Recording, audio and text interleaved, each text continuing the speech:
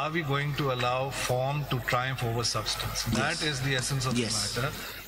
And are we going to be so blinded by the harsh political reality, if you want to call it that, or the hard facts on the ground, that if the Election Commission on its own cascade of errors is channelizing, shoehorning people who are returned candidates of a political party into a quote-unquote independent status, subject to whatever council has to say on that, are we going to, are we bound by that, or are we bound by what plainly is the intent of the paragraph?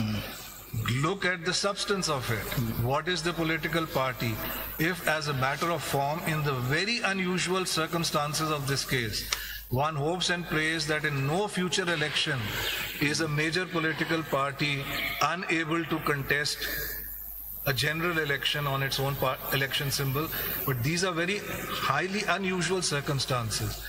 Are we going to be hidebound and allow the form of the matter to triumph over the substance, and allow, as a result of that, for the balance to be tipped impermissibly as Election Commission appears to have done? That is the heart of the matter, it seems to me.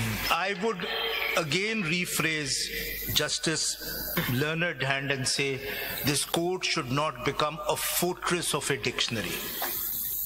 That is not what you are when you cite these foreign authorities and our authorities and our authorities. जरा सुन, पूरी बात सुन लिया करें ना. आपकी नहीं मिली मुझे कोई, हमूल नहीं करते ना. मैं आपकी बात सुनता हूँ, मैं इंटरप्ट नहीं करता हूँ. आपकी मुझे कोई प्रोग्रेसिव इंटरप्रिटेशन. आप जरा सुन तो लीजिए ना. ये it doesn't cut much whatever. क्यों? मैं आपको बता देता हूँ. जिन मुल्कों का आप हवाला दे रहे हैं ना, उनके आइन कल नहीं बने थे, परसों नहीं बने थे. हमारे को अभी कितने साल हुए? 50 साल. उसके साथ हशर किया गया है. ठीक है, ये उन लोगों की जरूरत है या इंग्लिस्तान में जहाँ आइन नहीं हो, वो कहते तो हैं कॉन्स्टिट्यूशन में, वहाँ लिखा हुआ नहीं है. वो हजारों साल पुरानी अपनी हिस्ट्री देखते हैं.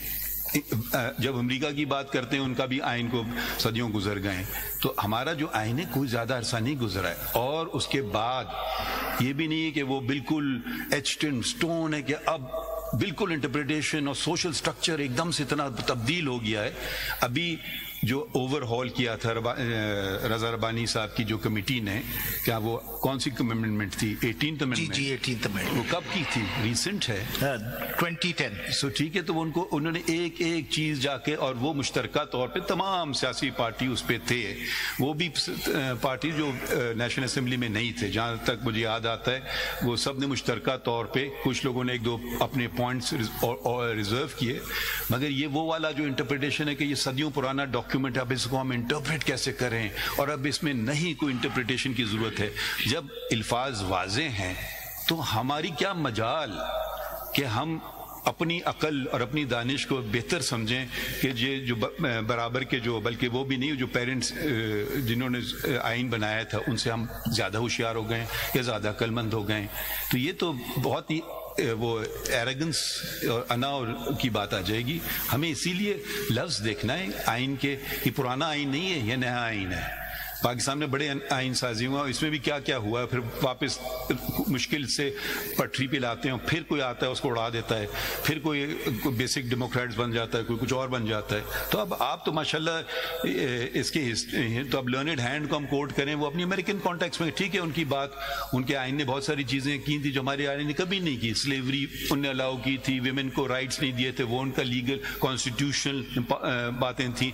हमारा आइन है ही प्रोग्रेसिव टू बिगिन विद. सो उसमें आप ज्यादा प्रोग्रेसिव एलिमेंट मजीद क्या डालेंगे? प्रोग्रेसिव जो लफ्ज है उससे जरूरी नहीं है, कभी कभी पुरानी चीजें भी अच्छी होती हैं, ये भी ख्याल रखिए. ये जरूरी नहीं कि बहुत अच्छा लफ्ज है. ये बताइए फैसल साहब, while interpreting the constitution, Do we exclude from consideration Western concept. the bitter realities? You cannot. Where the elections were held, serious questions are raised. It is all about the people, their right of vote. Yes. So how do we interpret the Constitution in the light of whatever has happened? And the same had also happened in 2018. But the country was not governed under the Constitution. The manner in which people have alleged that they didn't have level playing field. Now you have victims in every election, and the reality is known to everyone.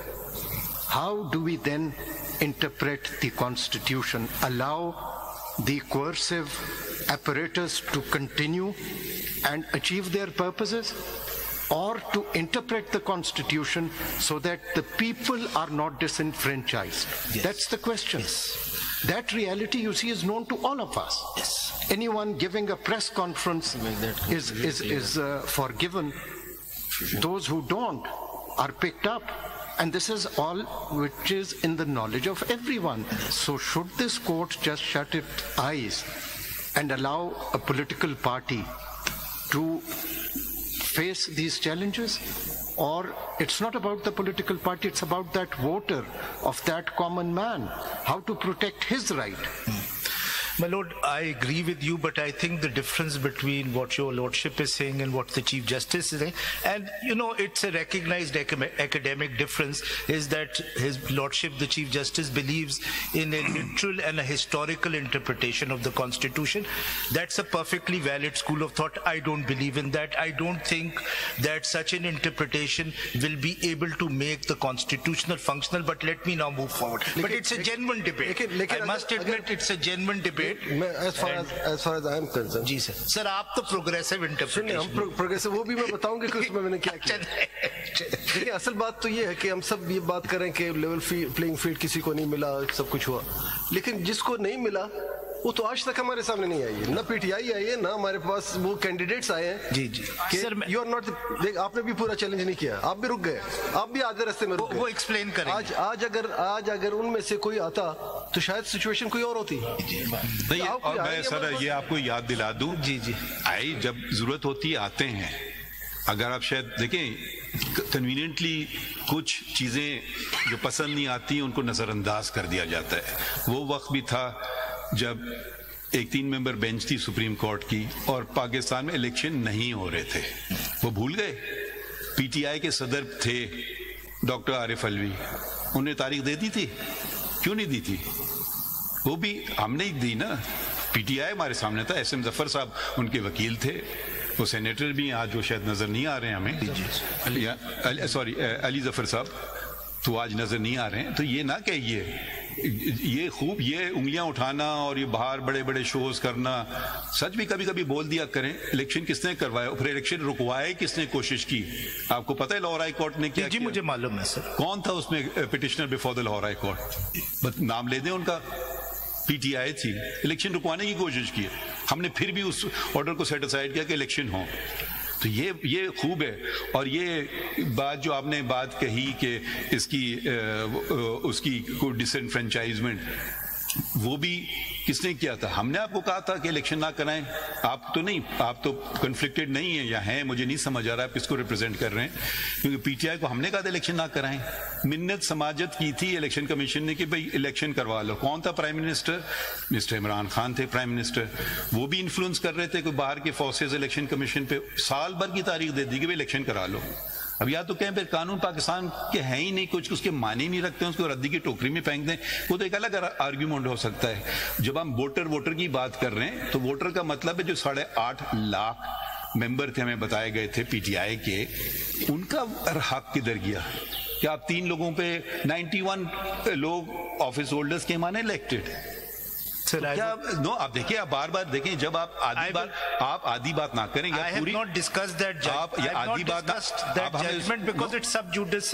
پھر آپ آدھی بات سب Judas کیسے فیصلہ ہو گیا ہے سر review pending ہے I think. اچھا اوکے جی تو پھر آپ میں نے کچھ نہیں کہا اس کے بارے میں. جب آپ ضرورت پڑتی ہے تو کہہ دیتے نہیں میں نے اس کے بارے میں میرا گریوینس سپریم کورٹ سے نہیں, میرا گریوینس الیکشن کمیشن سے, میرا کوئی بات نہیں. آئین پہ چلیں سب چیزیں ٹھیک ہو جائیں گی. آپ کی تو ججمنٹ مس انٹرپریٹ, کیونکہ جو آپ نے اس دوران انٹرپریٹیشن دیا آپ وہ پڑھیں گے ای سی پی کا رپلائی. اب ذرا یہ جو آپ کا فائنل پیراگراف ہے پڑھ لیں.